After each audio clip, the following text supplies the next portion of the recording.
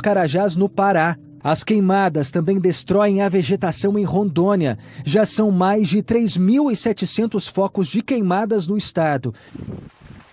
Nos arredores das zonas alcançadas pelos vastos incêndios que queimam há semanas parte da floresta tropical, se acumulam corpos de animais que sucumbiram à fumaça e às chamas.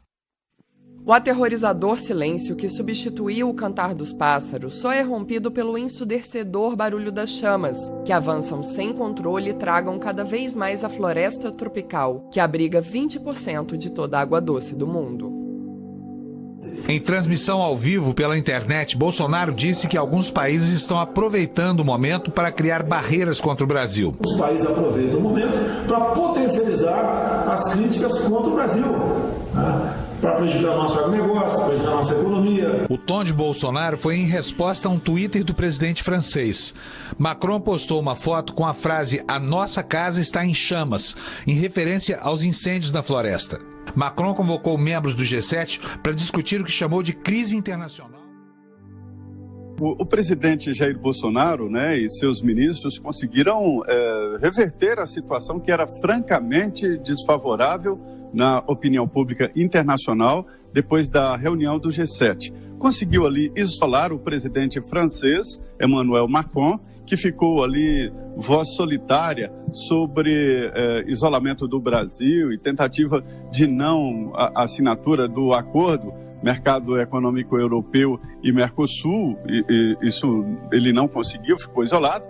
E de quebra, o presidente Jair Bolsonaro vai ter que dar a palavra final, mas o G7 garantiu aí quase 100 milhões de reais para combate a incêndios na floresta amazônica. Macron disse que quer contribuir com a proteção da floresta. Et donc, sur l'Amazonie, nous allons lancer pas simplement un appel, mais une mobilisation de toutes les puissances qui sont là, mais en partenariat avec les pays de l'Amazonie, pour investir. D'abord, pour lutter contre ces feux qui sont en cours et aider le Brésil e tous les autres pays qui sont touchés. O tom das declarações foi bem diferente da troca de acusações dos últimos dias com o presidente Jair Bolsonaro. Emmanuel Macron agora fala em parceria com o Brasil e quer investir também no reflorestamento, permitindo que os moradores da região e as ONGs possam preservar a floresta.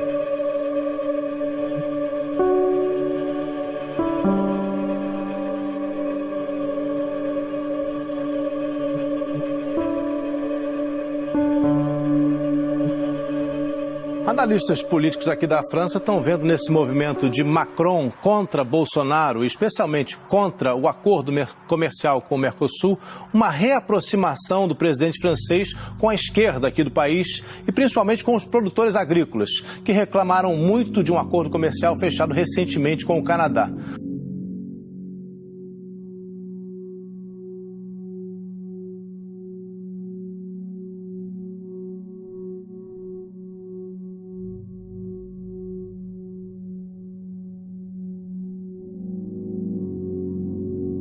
Por causa do calor e do tempo seco, a região do Ártico, gente, está sendo devastada por incêndios florestais.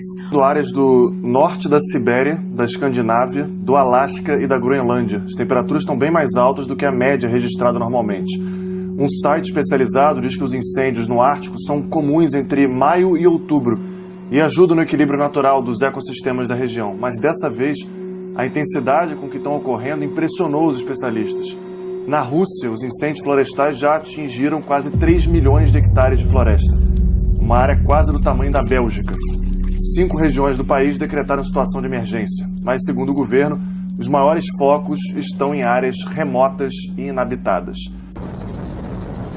Os incêndios na Sibéria já atingem uma área idêntica à da Bélgica, 3 milhões de hectares.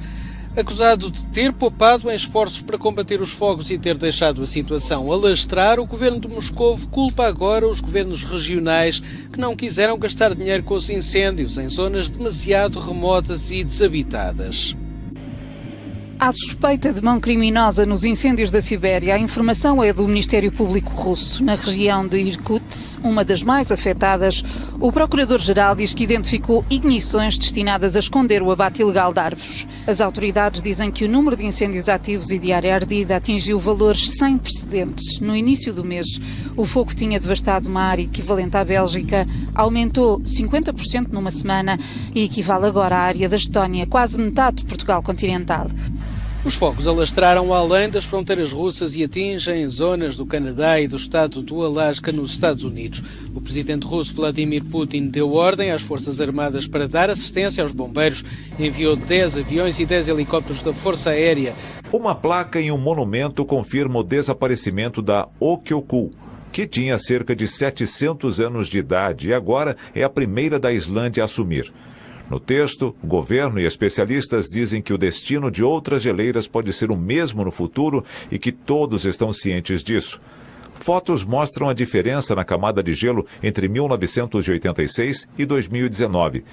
É possível ver que a faixa branca praticamente sumiu ao longo dos 33 anos. A dupla navegava de caiaque no mar quando foi surpreendida por vários blocos de gelo que se desprenderam. A queda criou uma onda gelada que encharcou os dois. Eles contaram que ficaram feridos ao serem atingidos nas mãos e nas costelas por pedras de gelo lançadas de longe. Os homens remaram rápido para não se afogarem e conseguiram escapar. O caso aconteceu há quase 10 dias, mas só agora foi divulgado. Bombeiros continuavam lutando contra um grande incêndio na ilha espanhola de Gran Canária.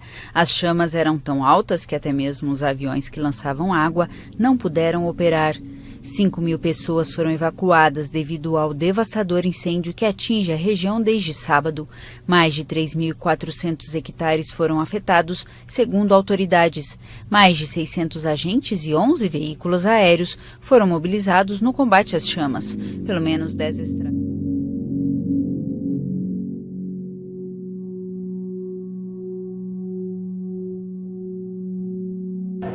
Um incêndio atinge a ilha de Eubeia, na Grécia, desde ontem. Aviões estão trabalhando no combate às chamas. Pelo menos 500 pessoas que vivem em 4 vilarejos da região tiveram que deixar suas casas.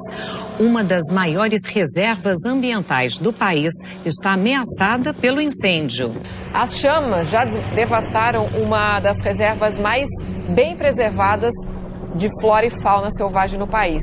Tem vento, altas temperaturas, tudo isso ajuda a piorar a situação, porque espalha as chamas. Olha só essa imagem que impressionante. Esse incêndio atinge em cheio a região de Eubeia, que é a segunda maior ilha grega depois de Creta. O local fica a pouco mais de 100 quilômetros da capital Atenas. As chamas começaram há mais de 30 horas e avançam por uma frente de 12 quilômetros. Más de 4.000 desalojados, cerca de 2.000 hectáreas quemadas y lo peor de todo, sigue fuera de control. El segundo incendio en la última semana en Gran Canaria está siendo especialmente devastador. Las altas temperaturas, cerca de 40 grados, el fuerte viento y la baja humedad se han aliado en contra de quienes tratan de apagar el fuego. En total son cerca de 700 personas las que están trabajando. Visto de longe, o violento incêndio florestal que lavra deste sábado na ilha espanhola de Gran Canária é ainda mais desolador. Incontrolável, afeta um perímetro de 60 km.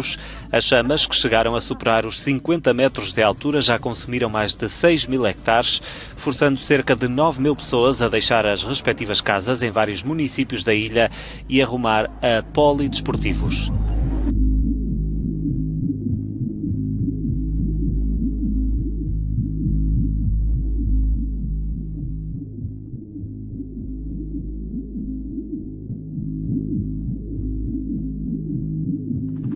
Os militares estão já no terreno para combater os fogos que devastam a Amazónia.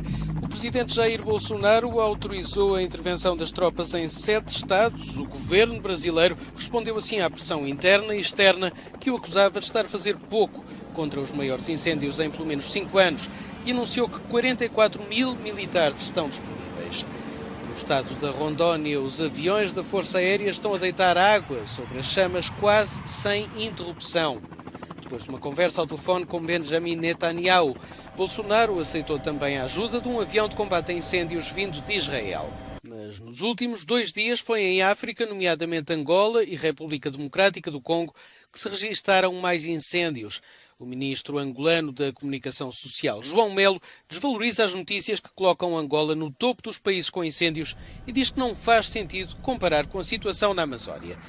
Os incêndios atingem também regiões do globo mais conhecidas pelo gelo do que pelo fogo, como o Alasca, nos Estados Unidos, que conheceu este ano um dos verões mais secos de sempre.